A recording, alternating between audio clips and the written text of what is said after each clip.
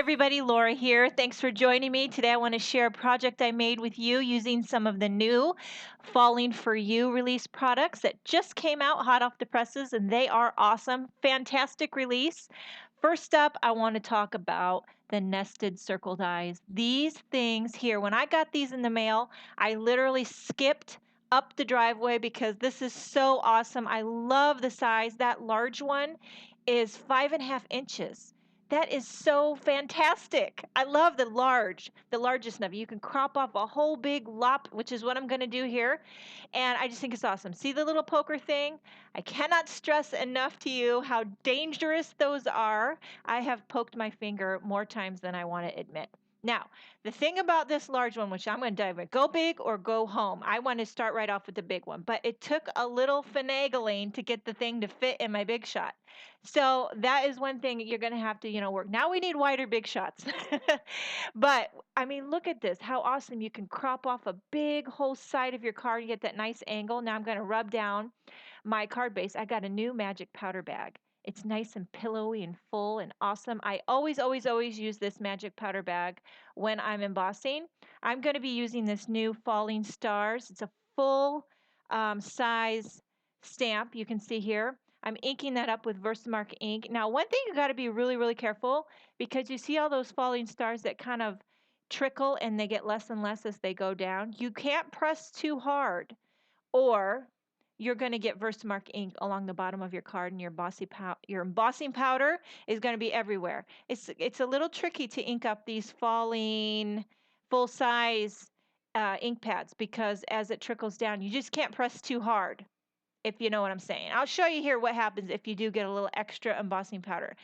Very easy to remedy it. Now I'm sprinkling on some Simon Says Stamp clear embossing powder, making sure that I get good coverage. And now there's a few little spots down at the bottom because I pressed too hard, even though I was trying so hard to do it right. But you just take a little mini brush and brush off before you emboss it, and you can get it perfect.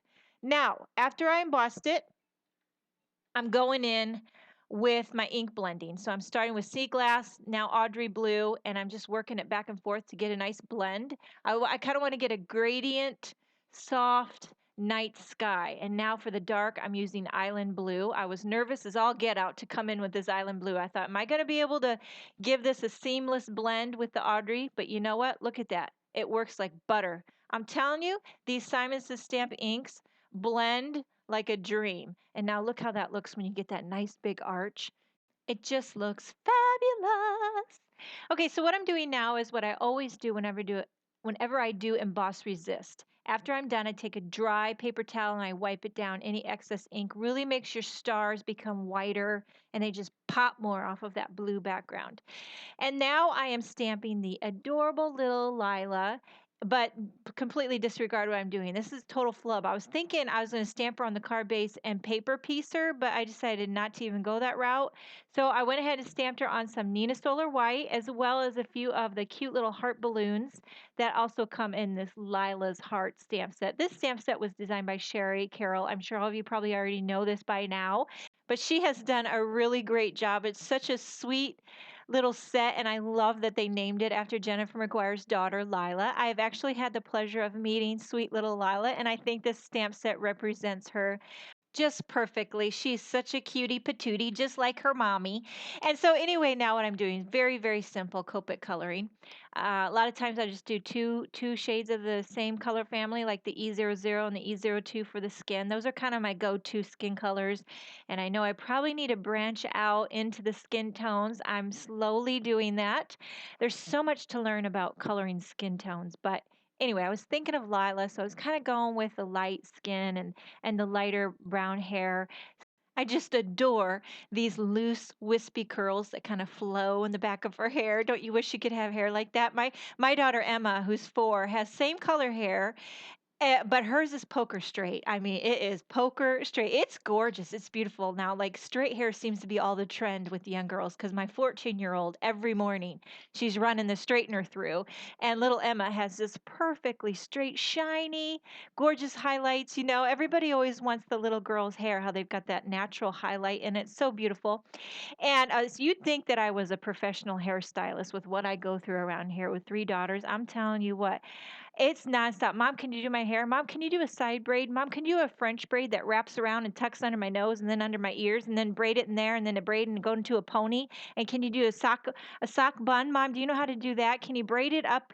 Can you do an inside out braid up into a sock bun and then wrap it around the house?" I swear, every time they get these ideas, and I'm like, "Listen, you are banned from Pinterest and searching hairstyles. I cannot listen, I'm just a mom. I can make cards and I can cook supper, but I cannot do an inside out braid up and wrap it around the house and put it in a sock bun. No, I can't. I'm not going to be able to pull that off. Today, Emma in her preschool is having a theme every day, and it's kind of wearing me out, but they're having so much fun with it. Today was fancy day. So she wanted to wear her Frozen costume. She's got a million and one costumes, and I am not exaggerating. And of course, she wants to be like Elsa from Frozen, and she's got her high heels on and everything ready to go. We'll see if she makes it through the day with these heels. Now, yesterday, that was a great theme. Yesterday's theme was exercise day. So she wore her sweatpants, and I was like, yes, thank you for exercise day. That was my favorite. Very easy. Okay, so we'll move on to the card if anybody cares about the card at this point. But what I did was there's some string images in the stamp set, but I didn't, with everything popped up and emboss resist, it wasn't going to work for me to stamp the balloon string. So what I did was took a piece of thread and I just tied a very simple knot around the balloon. And then now I'm popping them up with some foam tape, kind of clustering them up into the left top corner of the card. And then what I'll do once I get these all arranged how I want them to go, popped, locked, and loaded with the foam tape, I'll take my scissors and I will trim off one side of that thread. So we only need one string per balloon. So one side's going to be just a short little tail, and then the other side of the thread will be the long string that'll go into Lila's hands. And we're going to hold that down with a little glue dot, and it will hold perfectly. And it looks so fun having these actual strings going into her hand. So here I'm just kind of gathering them up and seeing how that works. And then I'll put a little glue dot. I kind of roll up the glue dot in my hand just to give it a little dimension so it's thicker and it goes well with the foam tape, kind of pops it off of the card. And then I'll add a little bit of foam tape to the rest of her body. And then you'll see here how we just gather the strings together, kind of making sure that they all come together right there under Lila's hands. And when we press down that glue dot, it holds them all together just like it was meant to be, I'm telling you. And then last thing I did was stamp my sentiment. Now this sentiment actually says I miss you, but I trimmed off the I and I'm only stamping miss you. This is in that Lila's Heart stamp set as well. And this card is finished. Thank you so much for joining me. I hope you enjoyed the video and I will see you next time. Have a great day.